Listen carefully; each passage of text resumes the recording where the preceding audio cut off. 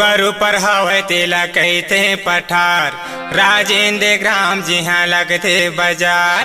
डोंगर ऊपर हवे तेला कहते पठार, राजेंद्र ग्राम जिहाँ लगते बाजार। अमरकंटक माँ अमरकंटक माँ अमरकंटक माँ करता करार करौंदा चले आब्यो।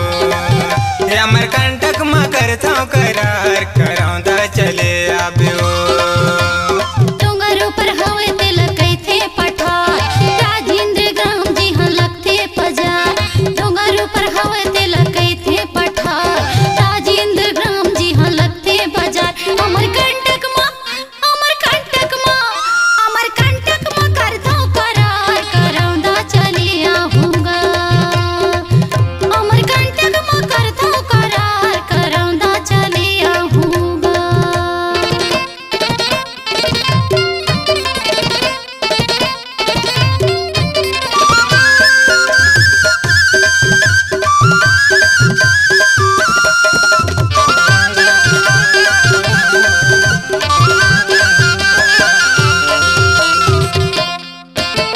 करके करार दगा छन देवे मोला, रजदाला तोर देखत रही हूँ।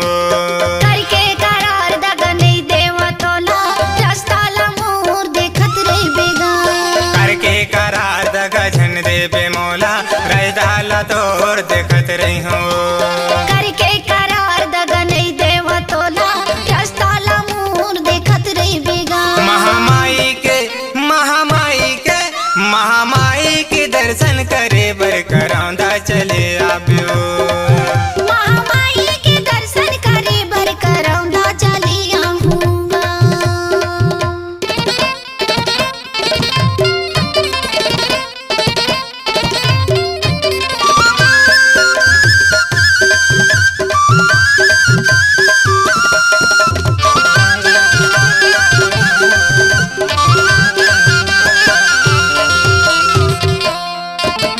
जलेश्वर धाम सोन मुड़ाला घुमा हूँ, नर्मदा मैया के दर्शन करा हूँ। जलेश्वर धाम सोन मुड़ाला घुमावे, नर्मदा मैया के दर्शन करावे। जलेश्वर धाम सोन मुड़ाला घुमा हूँ, नर्मदा मैया के दर्शन करा हूँ। जलेश्वर धाम सोन मुड़ाला घुमावे, नर्मदा मैया के दर्शन करावे। महामाई के दर्शन करे बर करौंदा चले आब्यो। महामाई के दर्शन करे बर करौंदा चले आऊंगा।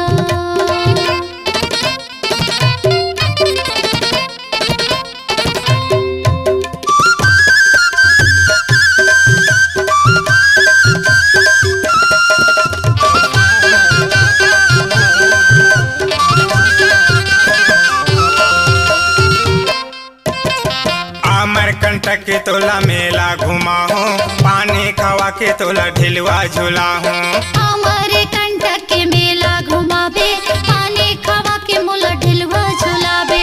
अमरकंटक के तोला मेला घुमा हूँ, पान खवा के तोला ढिलवा झूला हूँ। अमरकंटक के मेला घुमावे, पान खवा के मोला ढिलवा झुलावे। महामाई के दर्शन करे बर करौंदा चले आब्यो। महामाई के दर्शन करे बर करौंदा चले आऊंगा। ये डोंगर ऊपर हवे तेला कहते हैं पठार, राजेंद्र ग्राम जिहाँ लगते बाजार। डोंगर ऊपर हवे तेला कहते हैं पठार, राजेंद्र ग्राम जिहाँ लगते बाजार। अमरकंटक माँ